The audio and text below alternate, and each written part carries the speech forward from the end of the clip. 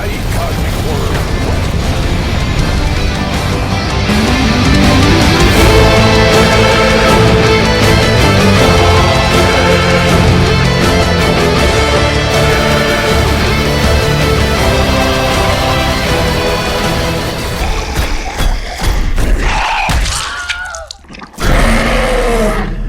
Serious Sam 4. Oh god, where to begin with Serious Sam 4? Well, I can somewhat confidently say that Serious Sam 4 is a real-world sequel to, and both an in-game prequel to, Serious Sam 3 BFE.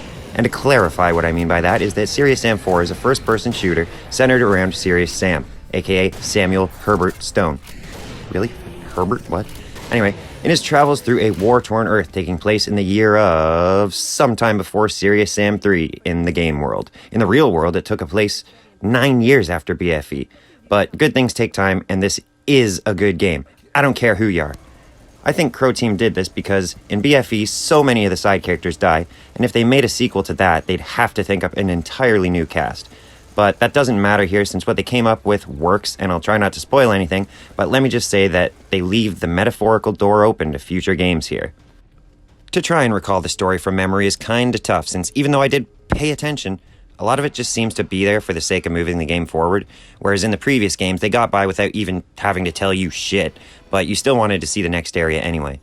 Here though, they have tons of cutscenes and NPC earpiece chatter going on, explaining the story, and it does serviceably get the job done. I personally found the story to be just about as wacky and over the top as Doom Eternal, for example, but obviously here there's more of an ensemble type cast that all banter and say stupid shit like in a Marvel movie. Except here, I actually found some of the jokes funny. A boat! Finally, I get lucky.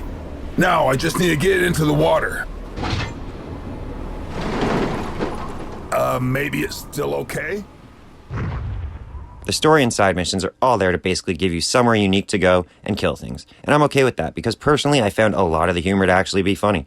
And if you don't find any of it funny, you can just skip the cutscenes and ignore the entirety of the returning Natrixa information menu system thing.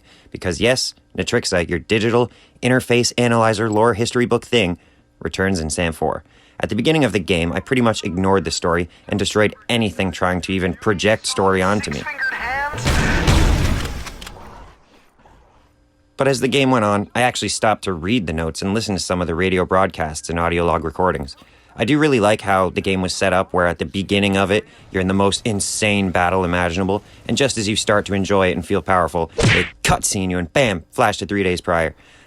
But then they let you play the whole 3 days leading up to the final battle, which, not really spoiler alert, you do get to return to at the end of the game for a mostly satisfying battle. And in those 3 days, you end up making some friends, traveling to new places, making some enemies, losing some friends, and getting dual fucking miniguns, but I'm getting ahead of myself. So, yes, for what it's worth, I really like the story despite it not really blowing my mind. It definitely was entertaining enough to hold my attention to the very end, though, and leave me craving another seriously wacky adventure. Also holding my attention is what matters in the Sam games most anyway, the beautiful visuals. Psych! It's the gameplay. The gameplay here is a mix of exploration, collecting things, and killing things. But really, it's way more than that, so let me just start by saying that the general controls and feel of the gameplay here is probably the best the series has ever felt to date. When controlling Sam, it feels pretty much the same as BFE, except I thought the shooting felt tighter, and for the most part, the movement felt the same or slightly faster.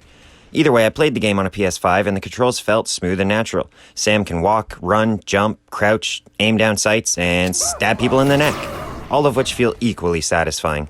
Okay, maybe the melee finishers could look a little more impactful, but if you're anything like me, I pity you. No, I'm kidding. If you're anything like me, you'll be killing things with guns for 99% of the game, so the weak-looking melee kills don't really bug me.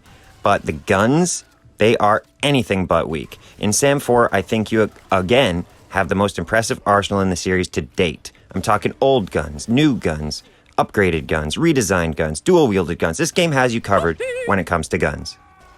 To briefly cover the guns, and these aren't going to be in the order you get them necessarily, the first gun you get is what looks like almost a Half-Life inspired BFE Deagle redesign, and as far as starter weapons go, you can use this thing till the very end, and it's especially good for quick headshots. When dual-wielded, these guns can deliver a pretty good rate of fire, and it felt way more responsive than the BFE Deagle that couldn't even shoot as fast as you could hit the trigger. Fantastic starter weapon that, to be honest, I prefer over the classic Colts any day of the week. Up next is what I honestly consider to be the holy trinity of modern gaming shotguns, and this is a purely objective, subjective fact that the shotguns in this game were created by Jesus H. Christ, because the carpentry of the wooden furniture on them is straight ecclesiastical. What does ecclesiastical mean? It is an adjective meaning of or pertaining to the church. And believe it or not, the so-called stupid banter that everyone bashes in the game actually taught me this word, so Sam 4 is both fun and educational. Back to the shotguns. You first get the 12-gauge pump action shotgun, which fires a beautiful horizontal spread of pellets like the classic Doom shotgun. This thing is awesome for taking down low-tier enemies, and later in the game it's still surprisingly useful. I'm usually at about a half chub when busting out the single shotty. Also, it has a satisfying pump, and it comes with a grenade launcher upgrade, which I somehow missed on my first playthrough even though I did the side mission. Probably down to my own stupidity, but I did get to try it out in survival mode, and it's a lifesaver. Total noob tube vibes. Absolutely love it. And what could you love possibly more than Old Reliable? Well, the double barrel coach gun shotgun is what you were going to say, don't lie.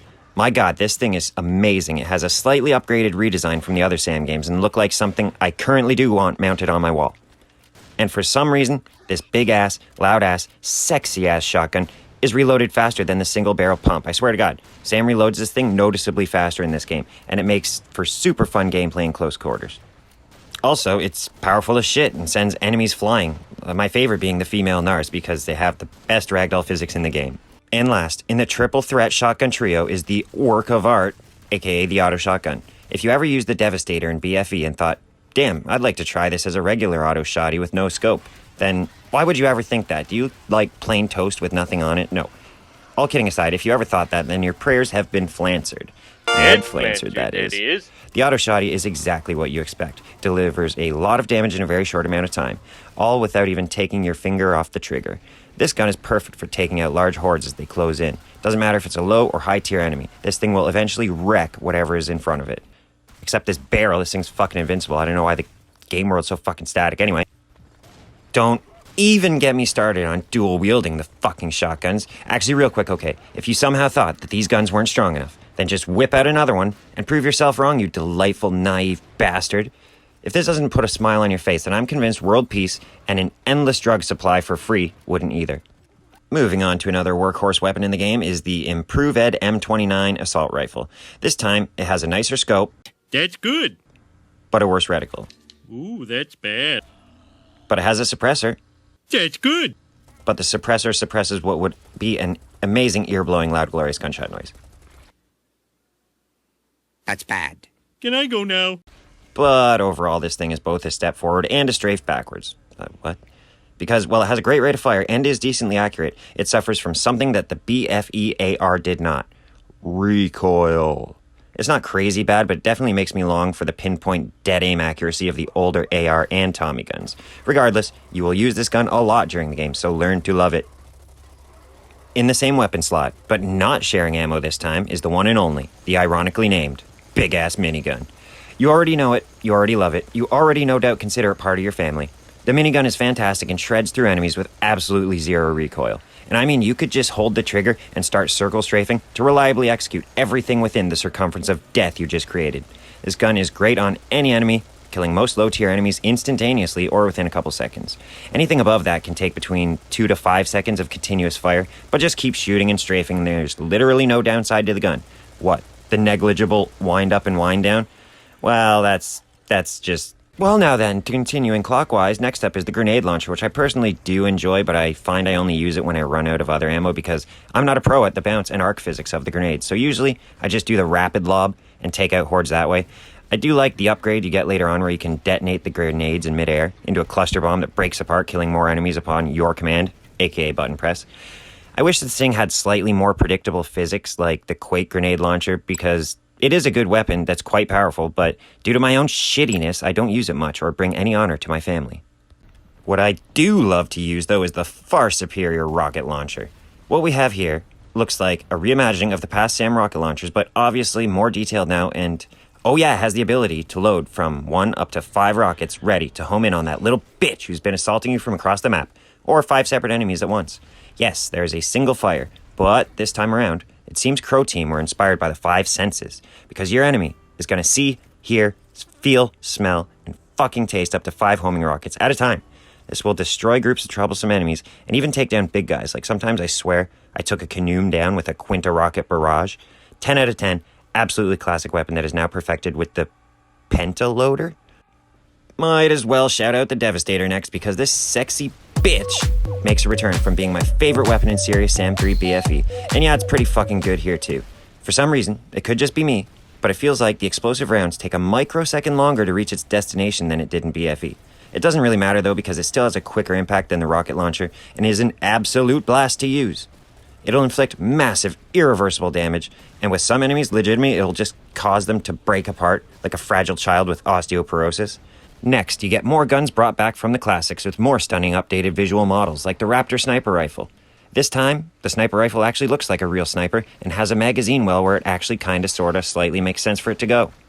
The sniper is featured way more prominently in this game than it was in BFE because, well, this time it isn't a secret gun. So yeah, it's got its own obvious strengths, and basically it'll be your go-to weapon for any flying enemies. It holds up to 5 rounds, and it has to reload, but it's a small price to pay for such power. The Raptor bears a copyright infringingly close resemblance to all of our IRL favorite sniper rifle, the Barrett 50 cal.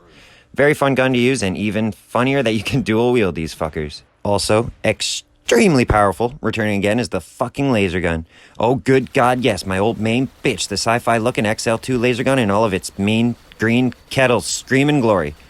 This behemoth of a gun has a big fat body that houses quad barrels for quad lasers, for quad consecutive involuntary loads blown when killing everything, because this is essentially like an electric-powered laser minigun.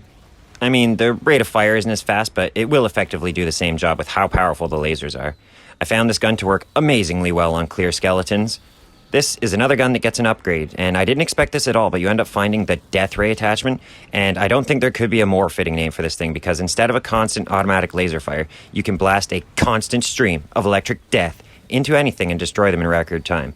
It uses a lot of your ammo to maintain that constant delivery, though, so only use it when you absolutely, positively got to kill every motherfucker in the room, except no substitutes. Rounding off the new weapons is the absurdly over-the-top FRPCL, which obviously means Flaming Rocket-Propelled Chainsaw Launcher, and yep, this thing shoots fiery homing chainsaw rockets. And if it hits a weak enemy, it'll pass through and shred the next closest enemy, which is pretty fucking nice of it to just do that without asking. What a nice gun, smart gun, I didn't know this was high on life. Oh yes, and if you hold alt-fire, you can just straight up use the thing as a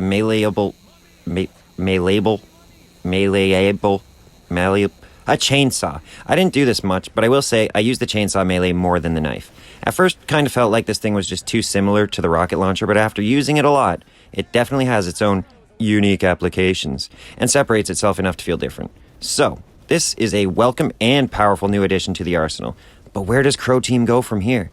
This weapon is almost pinnacle levels of badass without being cartoonishly stupid, like Saints Row 3's America gun. Shout out Crow Team for showing some restraint in the face of complete absurdity. And the last returning gun to the arsenal? Well, psych, it's not even a gun. It's the SS4M FWWJD SBC cannon, aka the Serious Cannon. This thing is a catastrophic force of nature that is capable of jibbing tough enemies in one charged-up shot, and jibbing most low-tier enemies in one non-charged-up shot. I found that even though you need to aim for the arc drop accordingly, this cannon was way easier to line up shots than the grenade launcher was for some reason. Probably because the cannonballs are about 10 times bigger than the grenades. Anyway, all that being said, this is the most powerful weapon in the game except for maybe the mini nuke, but we'll get to that. It is gene-creamingly fun to line up a convoy of enemies into a single file line, only to plow a cannonball through all of them. Sometimes splitting them in half or just making them explode. It is a sight to behold, 11 out of 10 top 3 weapons for sure. And somehow, if in all of these glorious weapon descriptions you are thinking, wow, that's a lot of weapons. That's almost too much. Surely they couldn't do any more. Well, newsflash, bruv. Crow Team thinks you're wrong and wants you to have fun. So this time, they let you dual wield every weapon in the arsenal. I personally didn't try the mix match dual wielding because I didn't think my simple monkey brain could handle it, but just know I'll get to it in my next playthrough and experiment with the combinations. I mean, they wouldn't put something in the game if it wasn't fun, right? Right? Anyway, the whole point of the last couple paragraphs is to show you how many weapons there are, and how you can basically double that number to account for the dual wielding. It's such a fun, smart thing to let the player decide to do. And if paired with certain perks or SAM, meaning Syrian Artifacts of Might, you can get some pretty insane buffs, such as one where you fire way quicker for like 20 seconds after reloading. This perk is insanity. You could literally just expend one Reggie bullet, hit reload, and now since you just reloaded, the next 20 seconds worth of shots are so fast they're almost on par with the minigun. And don't even get me started on the minigun, because now would be a better time to talk about the gadgets and the SAM or Syrian Artifacts of Might upgrades. Speaking of upgrades, we'll go with the SAM stuff first, because this is a perk tree for the ages. And the perk tree it's okay. It's extremely basic, but I did enjoy using some of the unlockables.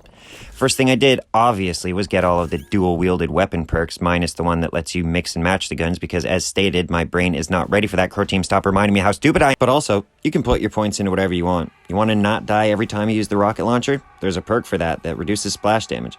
You want to not die in general? There's a perk that makes enemies drop health. And there's other weird choices too, like they let you ride enemies, like the Canoom and the Werebles. That could be beneficial maybe in the France level. Point being, yes, the Syrian Artifacts of Might do help spice up the gameplay, and I just wish that there's more useful perks in future games, because in my opinion, they can be fun as hell and definitely add to the replayability. Another new addition to the series this time around is the gadgets. And no, these ain't your standard James Bond pen dart gadgets. Here in Sam 4, we'll find a shitload of these things scattered around the maps, or given to you as a reward, usually for a side mission. You could play the whole game without using a single gadget. I almost actually did this, but then towards the end of the game I was like, oh yeah, I better try those things out, at least see what they do. But the gadgets turned out to be awesome. Like most people who have played the classic Sam games, I was slightly worried that these would feel too gimmicky, but in Sam 4 they really help out on the battlefield. When there's a huge horde of werebles coming at you, so you pop a rage serum, then absolutely reshade the green land of Carcassonne into a nice crimson red via the carnage you produced. There's the Riot Maker, aka Psychotropic Grenade, that makes the enemies go crazy and infight each other. There's a crystallized black hole that sucks enemies in and then unceremoniously farts them out, with them somehow dying in the process. I don't know how it works. The loading screen never told me that one. There's a goddamn mini-nuke now, which kind of stands in for the serious bomb from the classics, except now you shoot it out of a mini-nuke launcher and see the enemies evaporate. It's nice. I like it. There's a hollow decoy that works just like the hollow duke. Great stuff. But my absolute favorite would have to be the Time Warp Grenade. This baby's a game changer, and by that I mean you literally feel like the game has been changed to max pain again while this thing is deployed and enemies are slow as fuck. I love popping a Time Warp Grenade, then a Rage Serum combo, so the enemies all go super slow, but you go stupid fast. It's amazing. It almost feels like cheating. I love it. Anyway, I'm sure there's a few more cool combos out there, but I want to leave you with some stuff to discover for yourself, because even though they could be ignored altogether and nothing would be lost, I do have to say, try and incorporate them into your playstyle, because they can really help out at very inescapable looking moments. Or if you just want to have some, not to sound too cheesy, serious fun. Kill yourself. There is quite a few vehicles in the game, and to my surprise and long overdue delight, you could actually drive some of them. They are limited to cutscene only sometimes, but Sam does get to ride some that range from mediocre and hard to drive to big, slow, and only worth driving because I'm mulching enemy bodies. Jokes aside, Sam does get his hands on an okay motorcycle, a slightly more capable quad, a tractor, the aforementioned combine harvester, and of course the reincarnation of Father Christ, the mech. Most of these vehicles are all used in the French countryside levels, so you have a way to get around the very, very, very big map. You can shoot while you drive on them, to an effect, but really they're best just for straight line transport. The mech, however, you get a couple times throughout the campaign, and it's pretty damn fun each time. It comes equipped with 2 miniguns, 2 rocket launchers, and of course the sweeping carpet bomb. You get to use this in a boss fight and 2 big battles, and it's fun every time. In future games, though, I just hope they can find it in their hearts and souls to create at least one car that handles properly. Just a personal request, but yeah, vehicles aren't really the focus of the game anyway. They're just kind of a little fun bonus in my opinion. I mean, Crow Team could have made us run across the 128-kilometer map, but that might be a little tedious. Shout out whoever programmed the vehicles in. Moving on to the characters and enemies next. I'm just going to quickly introduce Sam's crew as to get it out of the way and not bore anyone. First, we got Sam Stone. You know him, you love him. Second, Rodriguez. He likes spicy tacos and even spicier women. Next, Jones.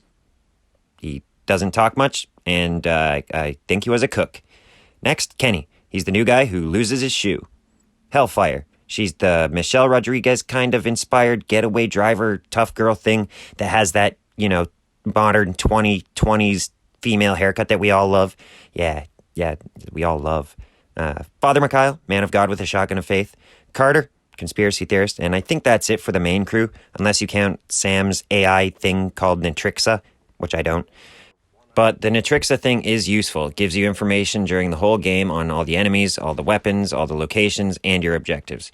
It's a good thing to have around, even if you don't use it that much. Anyhow, that's all the characters that really matter, and the ones that you'll be communicating with a lot in the game via cutscenes or radio chatter. You will come across a lot more people, but usually in side quests, so you'll only talk to them at the beginning and the end of the mission. I think the group of side characters work well, and despite not every single thing they say being funny every single time, most of what they say is lighthearted and silly and stupid enough to be funny, and not offensive. And when it comes to the enemies, we all knew Sam Fort really had to deliver on some fresh faces after making us wait almost 10 years. 10 years? A fucking decade? Are they serious? I could have learned Croatian, went to Croatia, shook everybody in Croatia's hand, came back in time for fucking the Talos principle, and still had time left over. 10 years. Okay. And what did they do? They took the smart man's approach, and on top of the roughly 17 returning alien monsters, they added in a whopping 21-ish new monsters. So you really do have a fantastic mix of the old and the new. Some of my favorites include the Reptiloid, the obvious, and say it with me to normalize it, PTSD-inducing beheaded kamikaze, and my favorite, the female Nar. With the double-barrel shotty, it is pure comedic gold to blow apart the female Nar. It's the perfect enemy. As for the new enemies, there's some additions that I fucking love. There's the first one would be the regular processed enemies. These guys are everywhere in their orange jumpsuits with big claws, and they kind of got a Fist of the North Star / Bloodborne mashup thing going on in the head area with the cage holding in some tentacled shit. Very cool design. I also love that these guys are super weak. They are, really. And even just a single headshot will make quick work of them. Another MVP is the Octanian Zealot, which honestly has another cool design that reminds me of Jason Voorhees cosplaying as the dude from Slaughterhouse, but with the brain of a Doom Pinky Demon. I personally don't mind the use of this hit 'em from the back mechanic because so many games do it, and it is satisfying here to blast into one of the endless ragdoll physics reactions. It's amazing. And I guess my last favorite new enemy would have to be the big, the fat, the ugly, the E-Medic Anthropolyp. This guy is introduced early in the game as kind of an enemy that can be weaponized. He walks slow and with horrible posture, and if you pump enough bullets into him quick enough, it'll explode into a big, green, gooey, disgusting shower. An explosion that does area of effect damage, though, so you can use this tactic to your advantage and kite a bunch of low-tier enemies around one, and then boom, dead and covered in green spooge. If you don't kill them fast enough, though, they'll slowly keep advancing towards you while throwing toxic chunks of shit at you, so other than that, this enemy is a lot of fun to have on the battlefield. There's a few bosses in the game, and to be honest, I actually like them all, even if some of them can be easily cheesed by certain guns and or gadgets. They all had high-scale visual spectacle, which my chimpanzee brain appreciated, and whether easy or not, they all did one thing most FPS bosses fail to achieve. They were fun! Yes, even the final boss that I'm not going to spoil was fun. It had its own set of mechanics, and it was unique and exactly what I would expect and hope for from a modern Serious Sam game. Something else I'd expect from a modern Sam game, I hear you quietly ask in the back, do speak up, but yes, I will answer. A bitchin' soundtrack, courtesy of franchise man Damian Mravunik, I think. This guy's been making music for the Sam game since the beginning, and he is so good at it now that I actually enjoy basically all the songs in the game, even the ambient songs that play between combat, and even the ones that sound like they were ripped straight out of Nier Automata.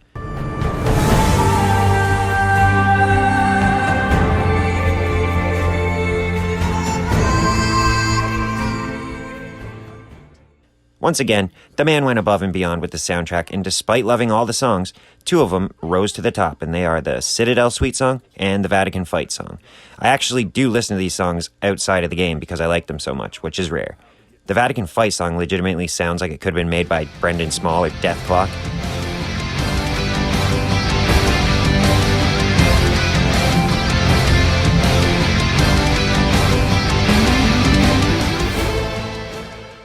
The last time I enjoyed a game soundtrack this much was Doom 2016, so bravo to the music on display here. The sounds in the game are pretty good too. The audio engine, or whatever you want to call it, works well, as I can usually hear and tell where noise-based enemies like clears and kamikazes are coming from. So it works great for that. I just wish that some of the weapon sounds were a little louder. The guns are all amazing, and the noises they make are quite satisfying. They just seem a little muted for some reason, like the assault rifle, which I know it's suppressed, but just stay with me here. The rocket launcher, the auto shotty. A lot of the guns just sound a little too airy and not mechanically chunky enough. Regardless, sound is mostly 95% amazing, so take my nitpicking with a gram of cocaine. Backing up and actualizing all those sounds are the visuals of the game. And I don't know if that sentence technically made sense, but moving on, yes, the game here is running on Crow Team's very own Serious Engine 4, which is capable of rendering giant maps, filling it with tons of enemies, and of course utilizing photoscan technology for all those sexy 4K textures we all want and need in our lives. The game certainly does look beautiful in most places. The lighting is very nice. The explosions are nice. The enemies are all super detailed, and the gore is also detailed, which I really appreciate this day and age. The gun models are literally the nicest thing I've ever seen in any form of media, bar none. So, there's 15 missions in Serious Sam 4 that take place across various levels, and I'd like to thank Crow Team for letting me cancel my vacation and instead vicariously travel to these famous places in beautiful virtual 4K.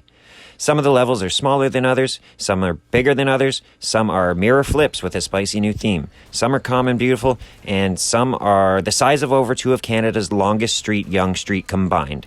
It is apparently Reddit rumored that the map size of the French countryside levels are 128 by 128 kilometers, which is absolutely absurd and extremely technically impressive at the same time.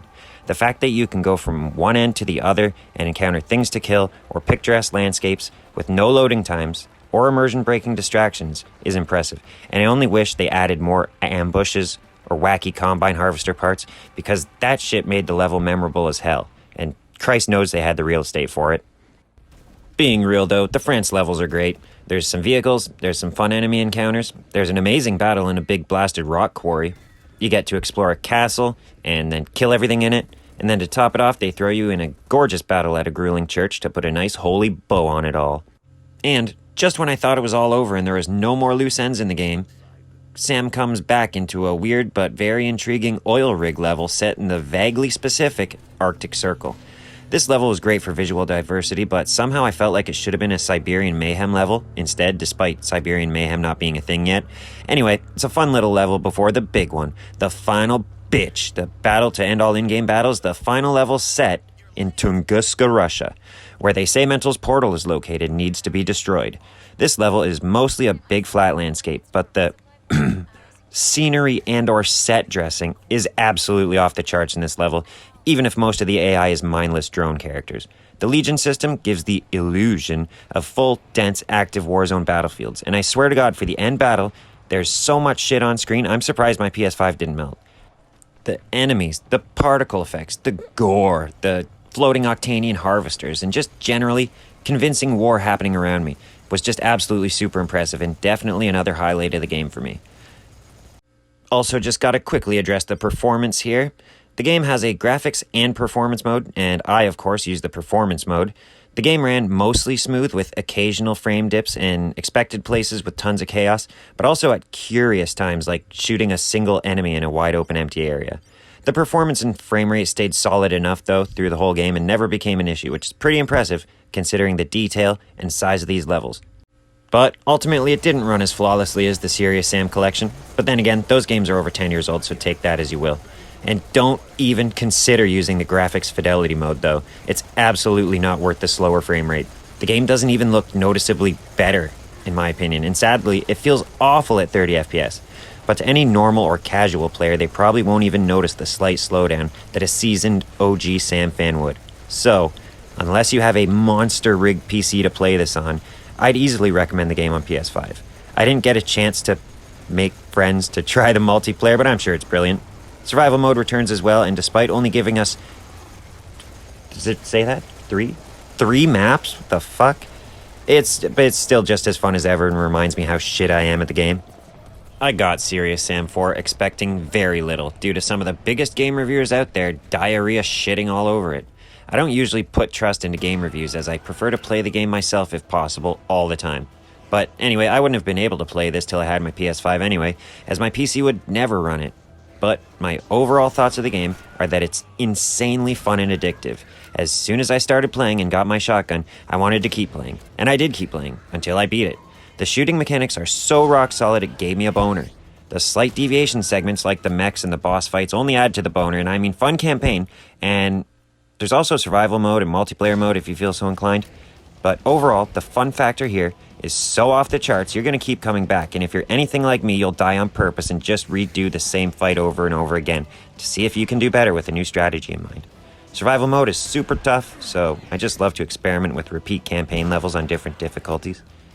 I'm replaying the campaign again right now and plan on getting Siberian Mayhem very soon. So there you have it. That is my long list of disorganized thoughts on why I love Serious Sam 4 so much. I'd love to thank everyone who watched and commented on my last Sam video. It's much appreciated, means the world to me. I love when people share their personal stories with the game of how they got into it and all that stuff. It's amazing. I think I'm going to start highlighting my favorite comment from each video. I'm going to be playing Siberian Mayhem next. I don't know if that'll be the next video, but we'll see what comes out. If you got a better idea, leave it in the comments. And once again, thank you for watching. I gotta go. Things to do, people to kill. But don't worry, we'll meet again. I promise.